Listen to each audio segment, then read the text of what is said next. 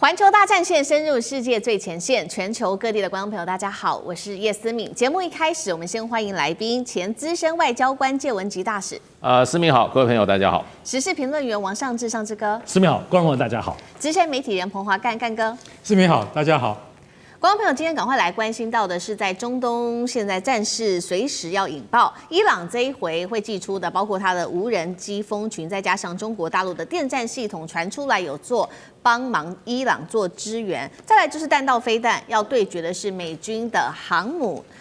中美2-1走到开火的边缘了吗？今天会一起的来做关注。我们赶快来看到是最新消息，来自于今日以色列报最新揭露的美军在中东，他说呢，兵力所有的布局都已经完全的全方位到位了。赶快来看到目前美军方面做了哪一些准备。等一下我们也会看到伊朗则是完全的备战，又准备了哪一些在武器上面的细节。先来看到美军方面，林肯号正式抵达中东，随行的包括了6艘伯克级的驱逐舰，还有2艘的核潜舰，据传也在这当中。而第2艘航母现在呢，更是已经在路上了。林肯号包括它的甲板上，我们可以看到，其实已经布满了各个型号的战机，这当中包括了 F-35C。逆中战机，还有超级大黄蜂等等。另外就是这个林肯号航舰打击群核心的战力，这边根据了解都是来自于多艘满载战斧飞弹的伯克级飞弹驱逐舰。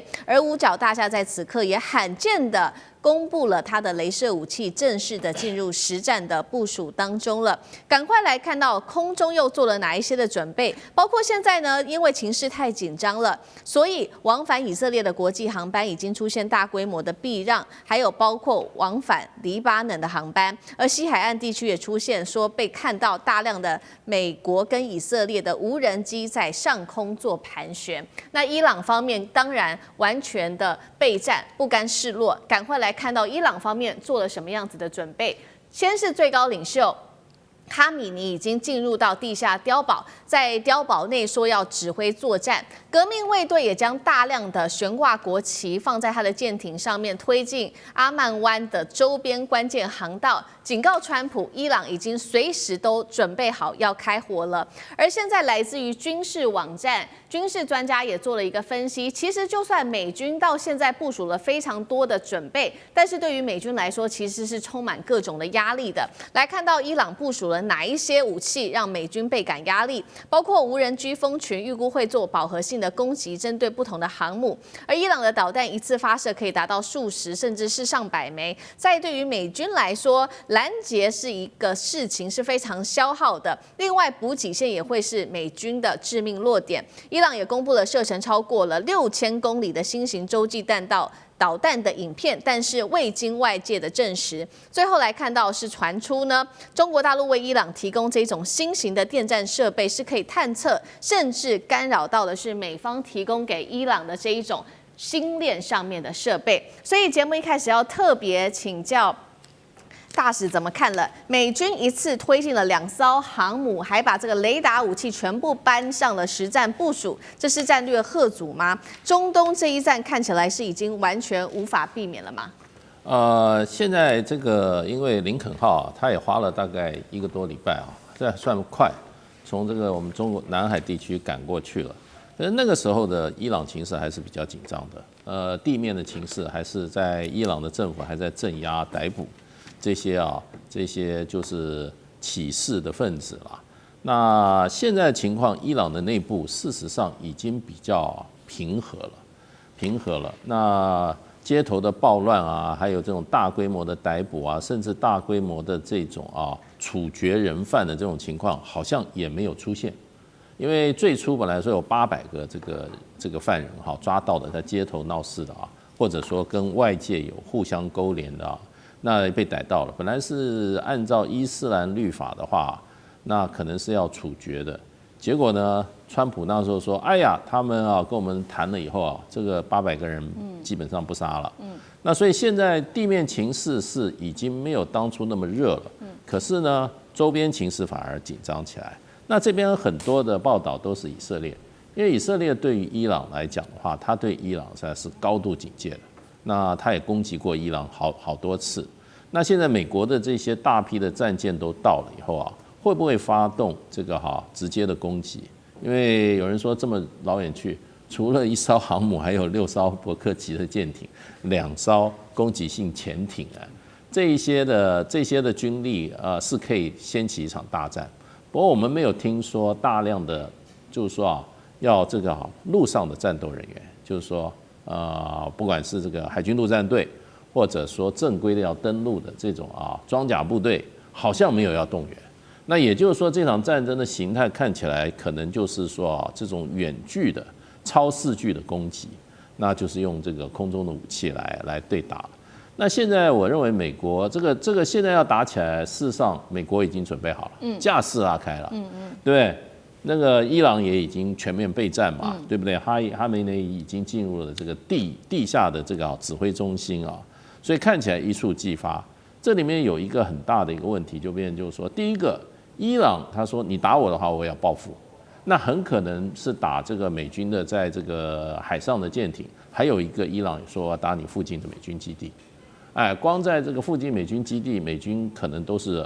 好几万的部队这个地面部队。那美军是不是准备好了？他在附近的这些阿曼湾附近的好些，甚至在沙特的一些美军基地是不是已经准备好了？那这是一个问题。还有一个问题就是什么呢？就是川普的问题现在蛮多的。那他的里面的一些所谓的 MAGA 派的一些传统支持川普的。最近有一些人跟川普怎么样割席而坐，有好几位，包括一位众议员。那他的理由是什么？他说我当时支持你的时候，就是你批评民主党滥用武力，在海外参加了一些没有意义的战争，都是民主党啦。所以呢，你当时说你当选以后，你不会再打海外战争。所以当时这个美国在是第一次攻击伊朗跟第2次攻击这个委内瑞拉的时候那有一些人就已经退出了，这是 MAGA。所以这个如果是一般民主党人反对的话，川普可能不会那么在意。可是如果他的 MAGA 阵营的人会说，你当时支持你就是因为你不胡乱用兵，那你现在突然你又打了这个伊朗，那可能会造成他国内那么 MAGA 阵营的进一步被分裂掉，那这是他的问题。第二个就变成就是说，战争可能都要在那个节骨眼上打。那你现在这个伊朗内部的情势已经迟缓的时候，你打伊朗的用意是什么？对不对？你可能有胜算，可能问题就是说你愿意承担你的损失，可是你的出兵的目的是什么？师出要有名嘛。所以我觉得就是说，情势虽然紧张。可是我觉得，真的要打起来，对川普来讲的话，那可能是弊大于利。那如果是对他的政治的处境弊大于利的话，我觉得他会很审慎。好，原本川普是说他在第2个任内的时候，他是不会在海外动武的。结果没有想到这一回看起来是战争一触即发。那当然，川普前提也有说过，他说在2个月，他认为伊朗就可以永和了，所以他们应该要先动手。就看接下来美方的动作是什么。那刚刚其实讲了嘛，伊朗方面则是已经完全的做好备战的准备了，包括启动他的无人机、海跟飞弹都在远端做好了准备。这一种武器能够打败美国的高价值目标吗？干哥怎么看？对，刚刚大使讲没有错，就是说你今天到底要怎么打这场仗？我今天到底是要实质占领，就像沙漠风暴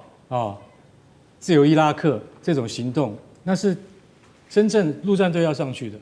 陆战队要上去，一定牵涉到调动，牵涉到调动的话，就是全球部署，那所有的后勤指挥跟支援都要跟着上去。你现在看了没有？代表说，今天你要干预伊朗国内的这个政治局势，坦白讲一句，那你要有非常多的动员。可是我们没有看到美国的后勤有在动员这样，所以你可能要在援引这个去年那个12日战争去修理伊朗，把它的核设施给击毁的话，那现在美国的目标到底是什么？因为你这次的目标不是核设施，而是想要把哈米尼这个政权给拉下台来。那恐怕需要地面部队，没有地面部队，你要怎么样去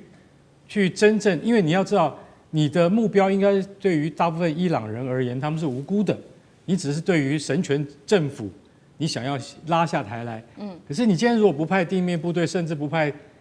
特殊任务小组的话，你根本做不到。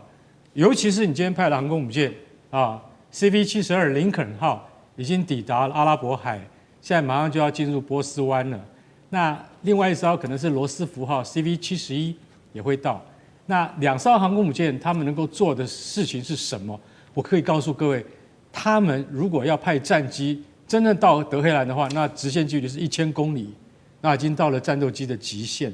除非战斗机在空中进行加油，而且不止加油一次。对，所以真正你要忌惮的不是光是这个，你还要稍微退后一点，不能太靠近。为什么？因为伊朗如果真的照他所讲，照革命卫队他所讲，一次恐怕是数十到数百枚的无人机的话，这双方都牵涉到什么？因为像伊朗的见证者无人机在俄乌战场上面已经被证实非常有效，因为他们都支援给俄罗斯用，非常有效。那但是呢，如果说他要攻击在海上的航空母舰，它的航程到得了到不了，那美国呢也一样，怕会被他打得中的话，数百枚群风式的无人机直接进袭在波斯湾上面的美国航空母舰的话，那美国承受不起。大家要知道，美国航空母舰只要中弹，那是全球头条新闻。不要说把它打残了，它只要中了一发，那很可怕。当然，伊朗他们现在有很多宣传媒体，他们甚至挂在那个街上都说，你看，这就是美国航空母舰的甲板，已经变成从白色变成红色了。他们那个画的那个漫画还真的很写实。但是我要跟各位讲，就是说，你可能把它贯穿可能，但是如果你要把它打成，那必须至少要数十架的无人机都命中目标才做得到。所以我觉得川普跟哈米尼现在互相对方都在试探说我们到底要怎么打这场仗。可是我觉得对于川普而言，不打不行。为什么？因为你如果真的没有一些有效的作为的话，那你上次所建立的美国真伟大的那种概念，你就会被人家打破了。就说哦，原来你去伊朗也不敢真的教训对方，因为他背后可能有中国和俄罗斯的支持，所以你也顾此失彼，你会担心，你不敢真正的出手去教训伊朗。这就是川普他必须要去思考，他接下来他能不能够在他的大国博弈之中真的能够赢得胜利。所以对于伊朗的态度究竟是什么？我们现在很值得观察的是，只剩下几天了，美军已经到了前线，不可能中途说啊没事了，对，回来不行嘛，你一定要做一些事情嘛，你要像以前打伊斯法罕的地下核设施一样，今天我也打了哈米尼在革命卫队的德黑兰地下的碉堡，打一次给你看看，你也许不会真的把他给打死，你不能再用 GPU 的57的钻地弹对付他嘛，但是你总要做一些让大家全球看到你美国的决心。我觉得现在真的是战云密布，很可能接下来会让大家都要跌破眼镜。好，美军都已经这个武器呀，它的所有的航母都已经走到最前线了，就看下一步川普会怎么做决定。不过，除了要考量自身在军事上面的实力之外，还有就是地缘政治，甚至是中俄在这当中也有角色。那这一次传出来报道说，中国大陆也有寄出这种电战的技术给伊朗，可以阻挡下星链，做星链上面的干扰。中国大陆有可能真的做这样子的一个技术支援给伊朗吗？中俄在这当中又如何左右这场战争，或者是介入多少？上志哥怎么看？我想这2年涉及到中东伊朗方面的战局，始终都会有传出说中国大陆支援武器等等说法。但到现在我们要知道，这些消息基本上都是自媒体当中的这一些自媒体主所发布的。那我们看，其实最早来说，就2024年10月，当时以色列跟伊朗的这个部分的冲突的时候，10月的时候，当时就是以色列发射了很多的飞弹。但是呢，就伊朗基本上好像都打下来了，外界都不相信伊朗有那么厉害的，所以就那时候就开始说，是不是由中国大陆提供的防空的这个武器？但事后证明，其实是俄罗斯的 S-300跟 S-400啦。那当然，一直到现在来讲，特别是单这2天，就又有这个自媒体博主宣称说，在中国大陆有连续56小时之内有16架中国大陆的运输机、大型运输机送去了，没照片哦。所以我们现在这几年听到的都没有照片。那但是目前我们传闻下来积累，中国大陆江湖传闻到底已经给伊朗哪些武器呢？首先传最多的就是轰七9B，那当然作为防空性的系统，另外还有歼10C跟空警500枚照片啊。好，我们来讲中国大陆会不会给伊朗武器？我觉得从这些欧美的外围自媒体之外，我们也来看看在中国大陆里面有没有一些自媒体博主谈到这方面的事情呢？其实很少。虽然也有人说可能有，但是那种暗示性的部分东西都比较谨慎，所以也就可以理解中国大陆对于这方面的内部控制的消息，看起来也没有什么像消息走漏，只是中国大陆的里面的网友们也很爱猜，我们的武器那么厉害，怎么不给伊朗呢？但是各位要知道在反对美国的阵营里头，在全世界是俄罗斯、中国、伊朗，再来最近有巴基斯坦，主要是这几个国家有生产厉害的武器，供给那些反美或非美阵营的其他部分国家。所以伊朗自己本身就是生产武器的大国，大家不要忘记。像过去伊朗的无人机，如果不是在乌克兰，大家发现俄罗斯怎么有那么多伊朗无人机，外界都还不知道伊朗的无人机已经可以自己做到厉害这个地步了。所以我觉得现在来看，到底中国有没有支援，有没有具体给？可能性还是有的，但我认为以我们对中国的了解，以及包括中国跟伊朗之间，还是没有像比如说跟沙特跟等等那么样的紧密，最多应该是防御性的武器为主。因为防御性的部分其实都是相对来说比较合理的，所以现在这种认为，我现在大家都在传闻，主要也是敲碗啦，希望中国除了印巴这个空战之后，让大家看看有没有很厉害的，特别是电战技术，有没有一些体系化作战的，让伊朗可以把以色列或美国打得落花流水。大家也看到中国的新的武器的厉害，毕竟印巴战争已经快要1年了所以主要的原因是敲碗，我想。好，谢谢尚志哥，那我们休息一下，马上回来。地缘政治、美中之争、战略价值、强权崛起、小国生存，现在与未来洞悉事件走向，掌握世界脉动，全球观点尽在环球大战线。接下来我们要持续来关心到的是张幼霞这一次的落马真相，我们就在节目上会来做一个比较深入的分析，连红二代也没有免死金牌了。赶快来看到是解放军内部的一个最新的震撼弹，就是这2位了，包括中共中央军委副主席张幼霞跟联合参谋部的参谋长刘振立2个人，因为在这边涉嫌严重的违纪违法，遭到立案审查做调查。那么我们看到解放军报是怎么样做形容了，他特别形容到了他们严重的违法，包括了5个严重像是违纪违法、破坏政治纪律，还有损害军队形象、备战打仗等等，所以遭到调查。更关键的是，其实有2句话，他说呢，在党纪国法面前，身份是没有豁免权的，就算你过去有功劳，也不是抵罪券那么这次落马的张幼霞，大家会很惊讶的原因，就是因为他的身份、他的背景非常的不凡。他除了是红二代，是开国上将张宗逊之子之外，张幼霞更被视为是根正苗红他的这个红二代背景，而且呢，他还是第20届的中央军委副主席，地位之高。外界流传2个人落马的原因，除了说现在传出来的种种原因之外，其实外媒也做了非常多的报道，特别提到说有涉及到像是间谍案，给美国一些情报，或者是兵变。但是呢，张幼霞我们刚刚讲了嘛，他的地位之高，还有解放军2把手的称号，真的有可能这样子做吗？特别请教大使怎么看？其实这个中国大陆官方对于张幼霞这次的这个落马他提了5点，大家都是严重的当然，解放军报讲的是比较简单的。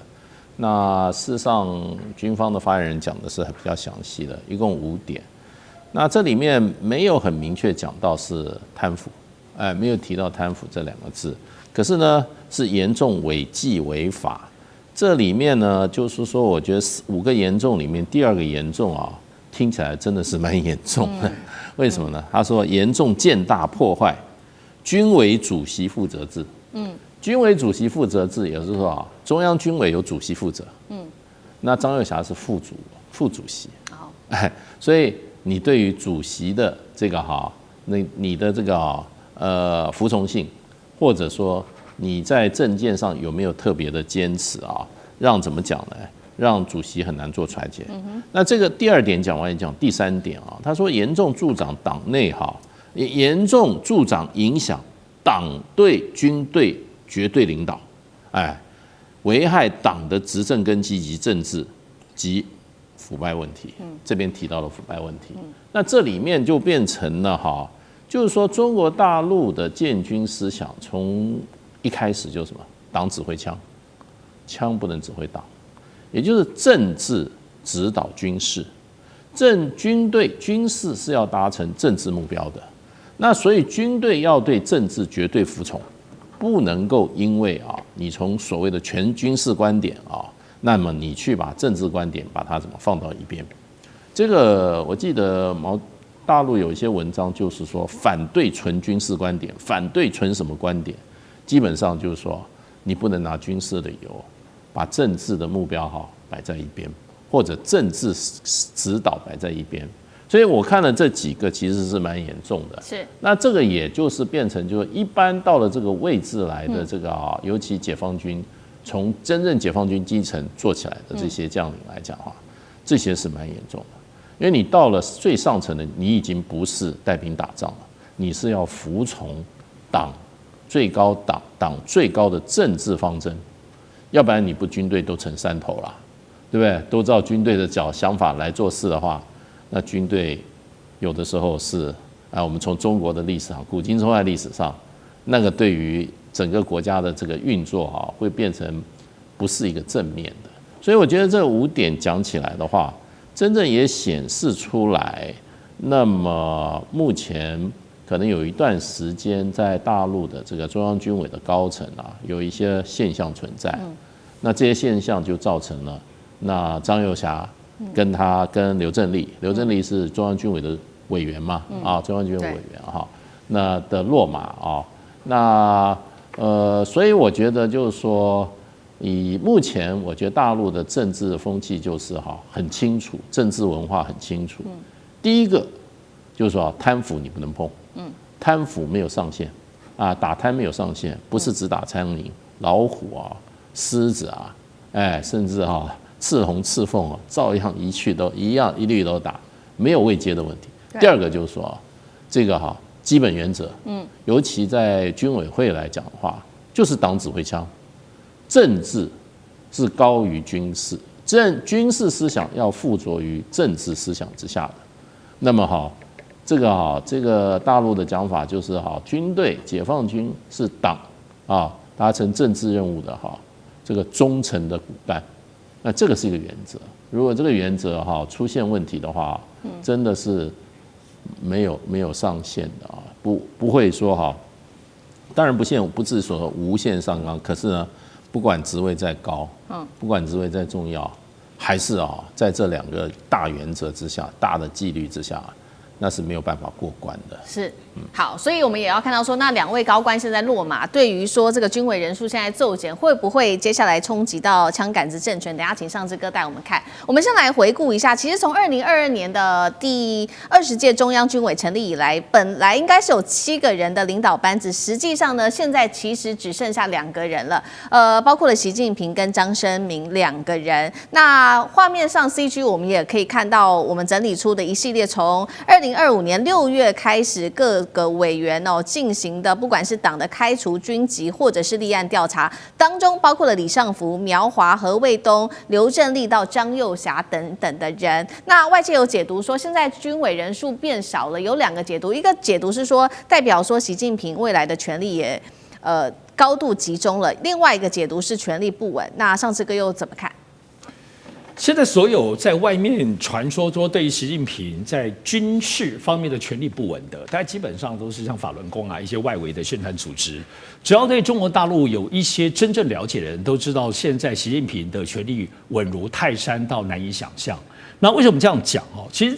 特别是这一次连张又侠都能够拿掉或落马，那就显示说，因为张又侠之所以升任，主要就是他跟习近平他们2个人的爸爸当时就一起在打仗的。所以过去在军中的2个人的爸爸都已经世交之好，那么习近平跟张又侠基本上都是可以说小时候在一个大院里头一起成长的，彼此知之甚深哦。所以在这个过程里，最后还是把你自己这个发小拿掉，这必然有一些绝对性的原因。那么除了刚刚其实大使所提到，我认为这里头真的个人认为最大关键是第一个当然贪腐啦，没有话说。第二个当然其实就是在他们自己的5大的问责，就是说张又侠的这里头最重要的其实就是他干扰了军委主席习近平在军事上的意志。其实我们不得不说，在过去在胡锦涛时代，当时后来在2012年，当时就开始开除掉。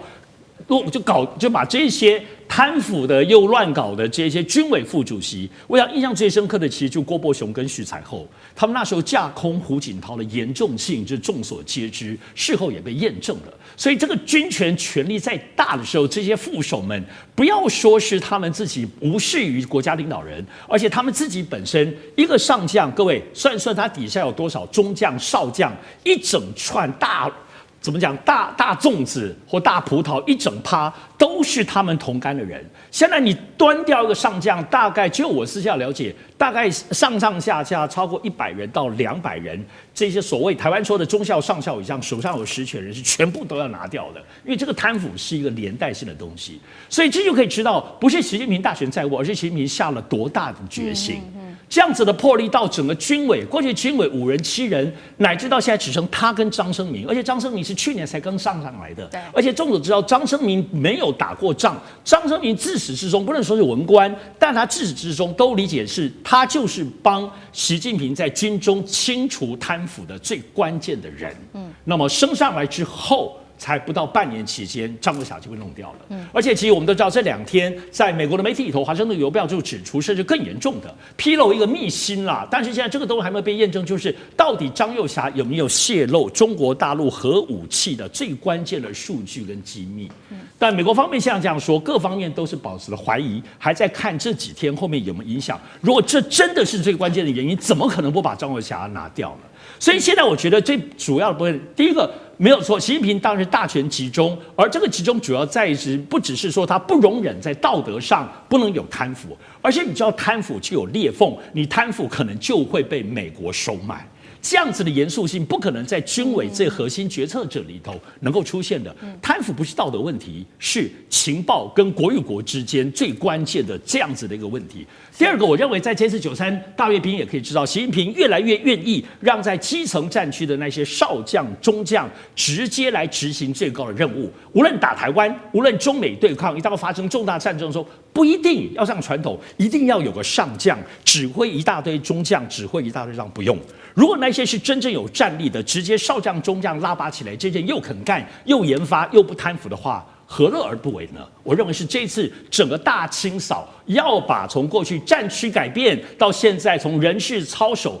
到真正习近平在寻求真正的军事专业、军事人格、效忠忠诚的这样的基本条件，才能够在他身边。好，习近平一方面我们看到在内部自己做军系的一个大清扫，那现在大权在握，那接下来大家也在关心说，接下来对于台海的局势跟这个决策到底会有什么样子的影响？其实有2个说法，第一个是说高层的震动对于台海来说是会降温的，第二个说法是说对于台海来说反而是情势会因此升温。我们先来看降温的说法，代表说解放军的指挥链现在要做怎样全部的一个全盘重整，那对台的军事行动可能就会暂时先放一边，先不要管。第二个事情是说，对台海情势可能会升温，就是因为习近平已经为未来重大行动做了一个比较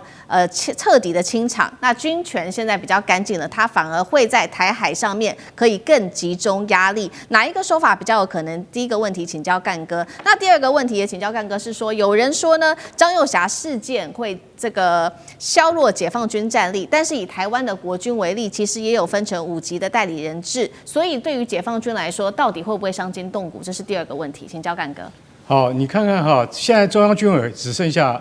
张生明跟习近平2位了嘛，军事委员。那你就认为说这个机器就转不动了吗？你错了，完全转得动，根本不用担心这种问题。从那个李尚福就前国防部长啊，还有军委苗华、何卫东等等，陆续中箭下马。我们那时候就一直在看接下来是谁，为什么？这些人都是非常重要的职务。那就是宣布苟合、打仗、外交，这些人都是最重要的成员，一一下马。接下来我们就知道说，今天张又侠可能会沦落到这一天。果然验证了，就代表什么？习近平主席他有一个步骤在做，只是什么时候出手而已。《华尔街日报》这次所披露的，我觉得虽然他说我有凭有据哦，这是以前中核集团总经理顾军他讲的，张又侠涉嫌向美国可能是五角大厦啊去提供最重要的核武设施的核心计划，我觉得讲的跟头头是道，跟真的一样。但是以张又侠的身份跟地位，他可能去做这样的事情吗？那叫做叛国，我觉得完全不可能。偏偏《华尔街日报》竟然采用了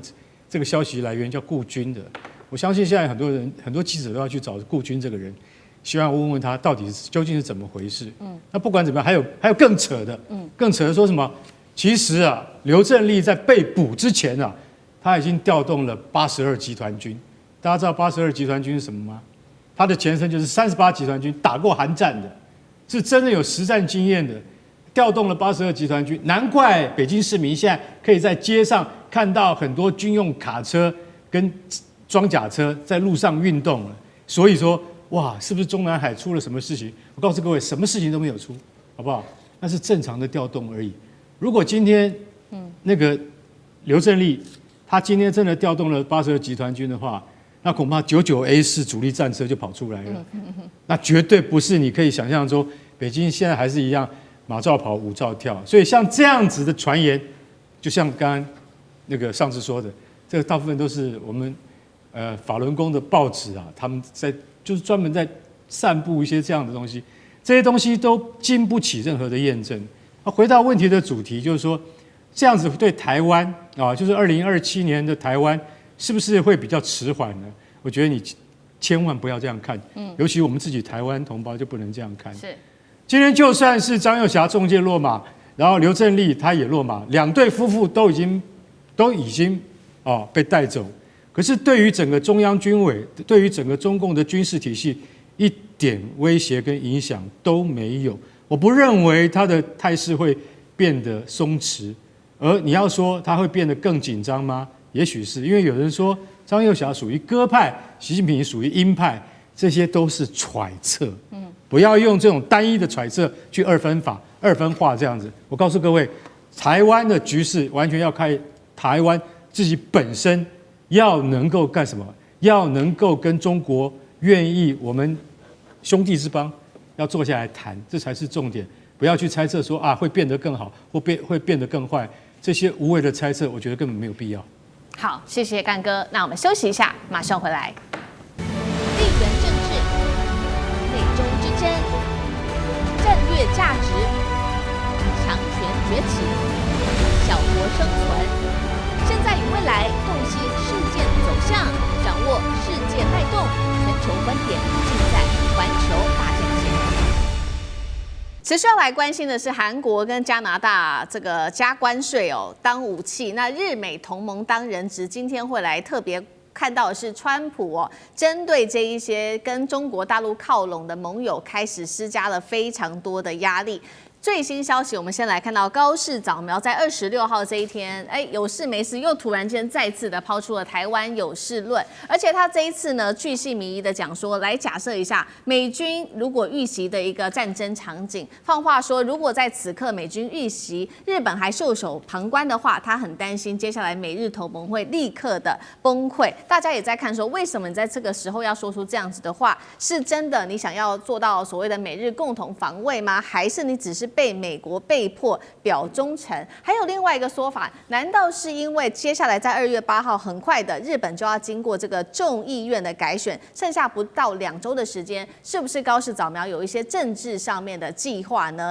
但是我们先来看到，不管怎么样，现在日本正在遭受被经济反噬的一个结果。我们来看到对于经济上面有多大的一个冲击。首先看到中国大陆赴日航班大规模的退票，去年观光其实表现得非常好，每一年消费还高达了9兆日元。但是现在少了对他们来说最重要的中国大陆的旅客，对于日本来说，今年观光的冲击恐怕会非常的大了。接下来中国大陆还会祭出它的这个限游令，所以预估还会再明显的压低日本的观光。而日本自己国内的通膨更是非常的严重，不管是他们的这种传统食品涨幅大涨超过10%之外，米价更是创下50年新高哦，一度是飙到了37%。大增了37%，有90%的民众，日本民众都预估说，这物价还会持续的上涨，压力真的是非常的大。所以节目一开始，我们要来特别来看看到底高市在想什么？为什么他这个时候还要再提台湾有事？是为了要提高自己的政治声量，还是真的是为了国家安全？那日本的经济会不会陷入泥淖当中？上志哥怎么看？首先，我们来看到底这一次又说台湾有事，高市早苗怎么说的哈？他的这个说法，他是说，他强调，若台湾发生危机，而且如果这个时候美军跟日本联合撤侨遭到攻击的话，日本置身事外，那么日美同盟将会瓦解。你看，若什么什么台湾有事，而且台湾有事的时候呢，美日在撤侨的时候被攻击。你只要有任何一点这种政治或有点逻辑学，你就知道，我们都讲 if 什么，有个假设你是可以来做推论，但你2个假设窄化了这个最后一个极端情境之后，你再掐出来说这个东西，而且前面讲台湾有事的里面的这个很撤侨被攻击，而且你最后的结论是日美同盟就会崩溃了。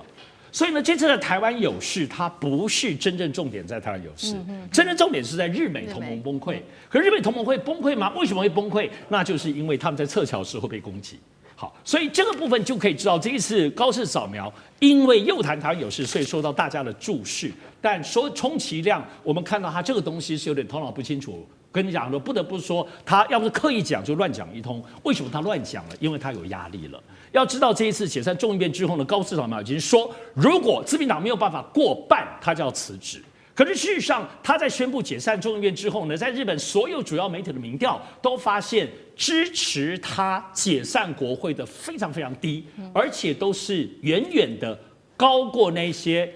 支持他非常低，远远都是低于那些反对众议院被解散的。而且就像刚刚讲，在所有民调都，那现在日本民众在意什么呢？刚刚前面讲，在意物价，在意通膨，在意景气，在意产业，甚至在意汇率。对于在意他这个台湾有事跟这个军事方面的这个问题的部分，不到20%，是所有议题当中的最后一名。所以高市早苗怎么办呢？他现在众议院解散，就是为了要强化这种包括军事跟宪法，包括等等的这些东西的所谓一种意识形态上他所追寻的目标。然而，民众在意的是现实，因此这次选举，你觉得高市早苗真的他个人的高声望？而且这次他一宣布的时候，他就立刻跌10%，对。而且现在每一天下去，到最后投票之前，会不会一直跌下去是有可能的。所以他压力之下，就像我们在台湾说芒果干一样，他也拿出这个极端性的部分东西。所有国际地缘政治被拿来运用的，基本上都是为了国内自己的选举。这个不是对于国际间公开发言，只是透过这些敏感性的发言，要来收拢他自己国内当中的选票而已。好，所以我们看到高市早苗为了他的政治声望，现在开始做了这种言论，希望能够救他的选票。同时呢，也是看到日本的经济前景未明哦。那另外一方面，其实也很担心自己的经济状况的，还包括了其他2个国家。那同时也是美国的盟友，最近被美国施压的就是南韩跟加拿大。最近因为跟中国大陆靠拢，所以呢，川普决定要对这2个国家。再祭出关税重拳，到底合不合理？等一下我们来看。首先，针对南韩做了什么样子的重拳？川普针对南韩的汽车、药品跟木材关税从15%正式的决定，突然间没有理由又拉到25%，理由是因为你们的南韩国会到现在还没有批准去年7月的美韩贸易协议。但是呢，打脸川普的事情是，南韩对美投资大部分都是 MOU 形式，是不用送到国会做审查的，美方自己己也知道，但是川普还是做了这样的决定，提高了关税。再来是针对加拿大，同样寄出了100%的关税，理由是你加拿大跟中国大陆太靠近了，你们一起签订达成的贸易协议，成为中国商品的转运港。但外媒指出，其实这个对于这个加中的协议的规模还是非常有限的，不是这么的大。那川普还是决定要课这样子的一个税。另外一方面，我们看到的是李在明跟卡尼在今年1月份访中也同样签署了 MOU 哦，所以都让川普感觉非常的眼红。而我们看到是加拿大的总理卡尼最新也在达沃斯论坛呼吁中等强国团结对抗大国经济，这边指的就是美国的威胁等等，都让川普感到倍感威胁。所以接下来要请教大使又怎么看？南韩跟台湾其实有点状况像。都是签这个 MOU， 其实不用送到国会的。那这一回，川普以国会为理由，对南韩又多增了15%到25%的这个高关税，到底合不合理？这个我觉得合不合理，就是存乎川普一心啊，川普一心了，对不对？现在是欲加关税，何患无辞？对他现在就是说，韩国的国会没有采取行动，他说他们没有立法。因为他说这是他们的特权，这是你既然你有你的特权，那我的特权就是帮你加税，所以他已经确立了哈，要将韩国本来是一个 flat， 就是说一律的关税都是15%嘛，对不对？所有的东西卖到美国都15%，现在呢，他把3样东西拿出来，变成25%，汽车、木材还有药品，韩国这3项东西输美变成不是15%，变成25%。那这个当然是对韩国施压啦，因为税的东西很好调，税的话你就比如说美国卖到韩国的税，东西的税所有都变成0嘛，川普不是都这样子吗？就你不能跟我课税啊。那这个部分的话，那一般来讲的话，各国的惯例就是说，你的税则一定是要一定是要谁？一定是要国会同意的。税则的这个地方不难啊。可是问题就是说，韩国还答应了3500亿的这个投资，那这里面我想就变成就是说，可能川普认为这个资金的到位配合的程度是不够的，所以呢，他这个把这个情况推给韩国的国会，那么其实也就等于推到李在明身上，因为韩国现在国会是李在明他们是主导嘛，对，所以就变成就是说，他现在把这个罪推到国会。那我觉得是川普对韩国大概在认真履行他跟这个美国的这个贸易的这种各种的安排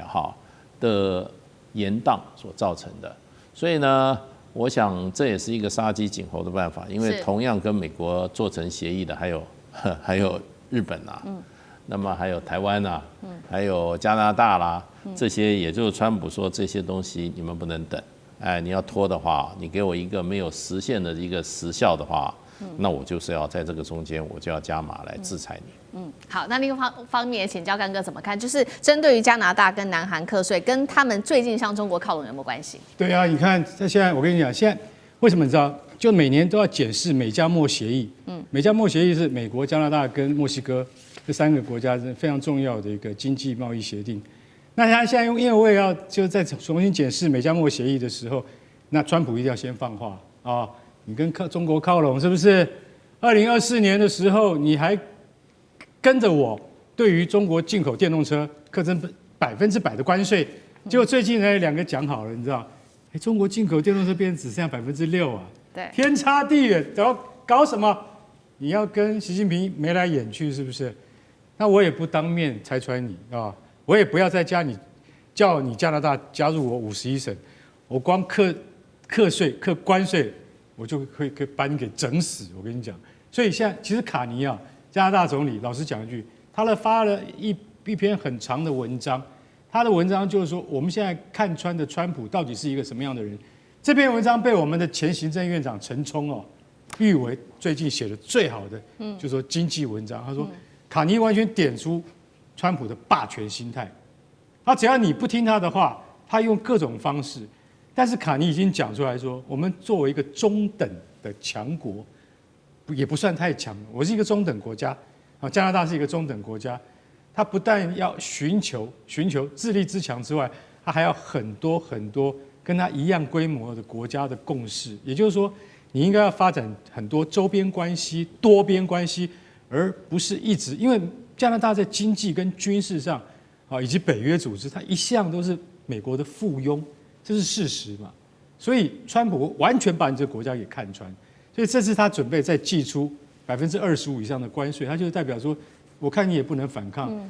看你敢不敢再跟中国眉来眼去。那对于南韩也是一样的道理啊。可是我觉得南韩人比较不鸟，他比较不鸟川普，你知道？飞弹我都不怕了，北韩打飞弹我都不怕，我还怕你关税吗？所以在这种情况底下，其实川普现在也在布他的局，用他的招啊。那高市呢？高市也是啊。为什么再讲台湾有事？你不要再讲了，你一直讲台湾有事，你真的，我跟你讲，你可能2月8号你真的会选输。你选输就像你自己讲的，卷铺盖就回去了，这也没什么奇怪，因为日本换首相跟换那个什么换早餐店一样那么的容易，对不对？我是真的觉得不要再谈台湾有事了。那他现在这一段时间，他也当然希望跟美国靠拢，为什么？因为他们那个关税协议好不容易谈下来了，如果这次再出现问题的话，先不要得罪美国，我觉得这是高市早苗他现在的政策的立场，所以无可厚非。好，谢谢干哥，那我们休息一下，马上回来。地缘政治、内中之争、战略价值、强权崛起、小国生存，现在与未来洞悉事件走向，掌握世界脉动，全球观点尽在环球大战线。接下来要赶快来看到在美国自己内部的动乱，这是来自于 ICE 哦，因为无辜的他们就是击毙了这些无辜的平民，引爆了美国自己的内战，而且是在3周内2位平民遭到 ICE 给枪杀，引爆了全国怒火。现在川普的不满意度已经高达了58%，传出美国恐怕再度关门。今天会一起来做关心这2起哦，包括3周内2起来自于 ICE 的这个枪杀，是击毙了2名手无寸铁的美国公民，分别都是在37岁，第一位是在1月7号，这一位是37岁明尼苏达州的白人女性遭到枪杀，所以美国民众非常的愤怒，走上街头抗议。第2位是在1月24号，前几天而已，同样也是37岁，这一位是男性护理师，也是白人，他叫做普雷蒂。他在抗议的过程当中跟警方发生了拉扯，被 ICE 击毙。纽约时报特别做了一个披露，他们觉得这一位护理师是非常无辜的，原因是因为他当时被警察扑在地上的时候，手上他拿的是手机，并不是任何的武器。被压制8秒的时候，特工才大喊说他手上有枪。但是呢，随后2、3名特工在5秒内又持续对他开了10枪。这画面在网络上曝光之后，引爆了全美的怒火。数千名来自于这个明尼苏达州的民众，在零下22度的低温当中走上街头抗议，要求 ICE 滚出社区。然而，我们来看到的是，川普不但不忽视这一些声音，还直接在这个他的社群上面痛批民主党，说他们拒绝和 ICE 合作，庇护这一些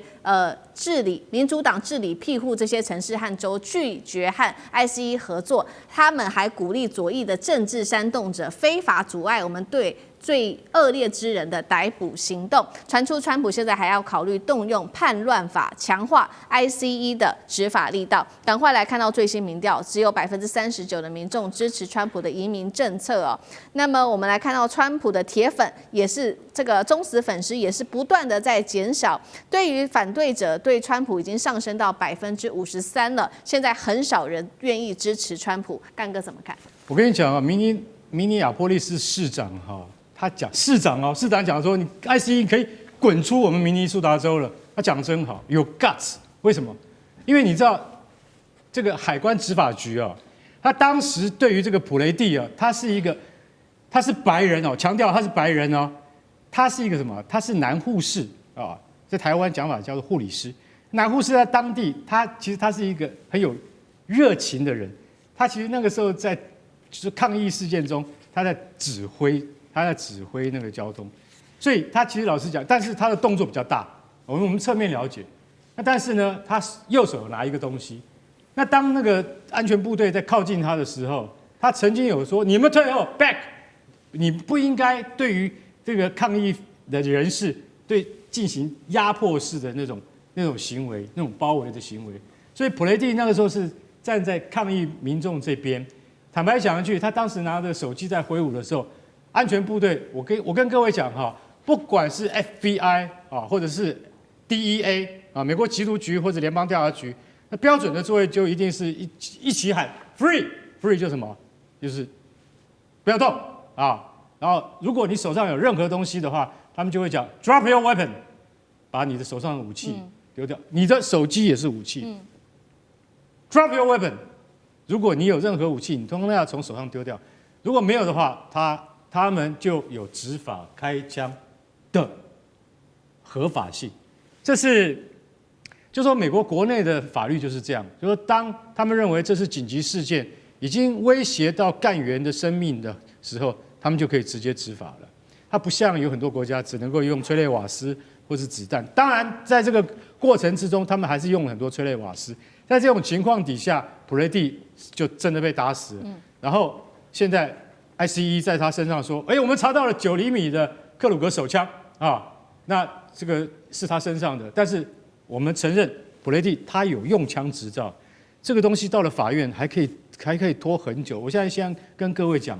除了这件跟上次大家知道那个三宝妈古德之外，已经死了2个人，还有6个人在 ICE 的这个就是他们的执法过程之中死在拘留所里面。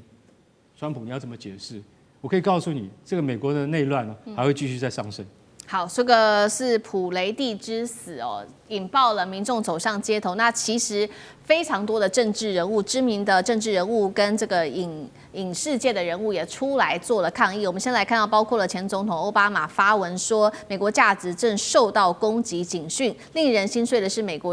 这是美国人的警钟。克林顿也呼吁民众挺身而出哦。娜塔莉波曼则是说呢，谴责 ICE 是人性最恶劣的行径。多位民主党的参议员也强势的表态，反对 ICE 及相关的拨款法案。如果法案卡关，美国联邦可能再度的面临关门危机吗？大师怎么看？对，这里面就是说出了太多的事了，而且他执法的手段很有问题。ICE 现在变成好像是一个盖世太保的部队，不受任何法律有关逮捕的程序，或者说法律上的各种保障人权的措施的影响。最荒谬的是，他们居然戴着面罩去执法。法律代表了正义，法律代表了这个尊严。你应该是那些作奸犯科的人脸上戴面罩嘛？怎么执法的人脸上戴面罩？他一开始的时候，很多美国人就不赞成，说你为什么要让他们戴面罩？他们是做着见不得人的事嘛？对啊，你既然执法，你就要光明正大。美国的警察，我觉得200多年传统，还没看过警察戴面罩执法的。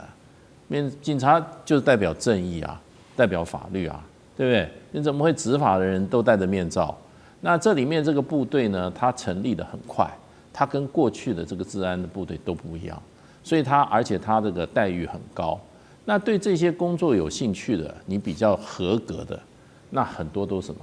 退伍军人。退伍军人在执法的时候，他的受训是在战场上的，对不对？跟你一般的警察执法人员是在社会，在自己的人民之中2回事啊。所以这个 ICE 的执法到现在，真的如果任何的政府都应该要检讨一下，打死的你也没打死非法移民啊，对，你打死的是合法的公民啊，那你不是搞得人人自危吗？你搞得人人自危，而且他们这个常常冲入人家的工作场所里面去抓人，然后你看现在美国在街上就在逮人了。你知道街上为什么逮人？你长得像非法移民，你长得不像这种所谓架杠这下美国人的话，他就要把你拦下来问。所以美国现在人人自危，这个情况我觉得川普如果让他这种情况再继续发展下去不是只有明尼苏达，明尼苏达非法移民占美国是20名以外，最大的非法移民聚集带在哪里？在德州，在加州。哎呀，那些要动起来的话，那川普可能这个政权可能都招架不住。是，川普现在要头痛，那美国有没有可能引爆内战呢？上志哥又怎么看？就是要到内战哈，这个还是很激烈，主要是要武器了。虽然美国枪支没有管制，不过我们现在来看，我倒觉得现在对于川普的影响还是有哦。比如说这两天他突然就是说宣布要对韩国又加税，那这个东西的突然性没有前面的一个逻辑因果，有可能就是包括这个国内那么多这种麻烦事情。要知道国际上有很多事情，国内好多事情，但是国内的这种体感温度跟直接的冲击，对任何的所谓领导人都是更直接的。我想，其实，在现在在整个美国总体的状况，死一个人 ICE， 像先前那位女士，到现在死第二个人，它真的不是人数的问题，它确实是一个所谓民意人心，其实是有个边界承受的边界，往往它不是1、2、3、4、5、6第7个人大家就会爆发变内战，它不是个量级的，而是最后在整个裂解当中很多的所谓价值的新仇旧恨。所以我们可以看到，现在川普方面，他呢就是还是执行他的价值 ，ICE 就是力度的执行，其实没有改变。所以我们现在看整个美国的这个整个的变数，真的就是民主党，就是刚刚先生讲，民主党可能就是要把 ICE 跟相关的预算卡掉，一卡掉之后。什么呢？美国政府会受到停摆的影响。现在在赌盘上已经认为，美国政府在今年这个月底1月底会停摆的赌盘超过80%，就认为这个影响是大的。而如果一旦真的对于政府关门，哇，这个席卷又会回到先前的政党的对碰，就不只是现在我们看到街头 ICE 的社会问题，那就会真的是乱成一锅粥。但我觉得对于商人的个性来讲，我认为川普虽然很强悍，但是商人就是要稳定才能赚钱。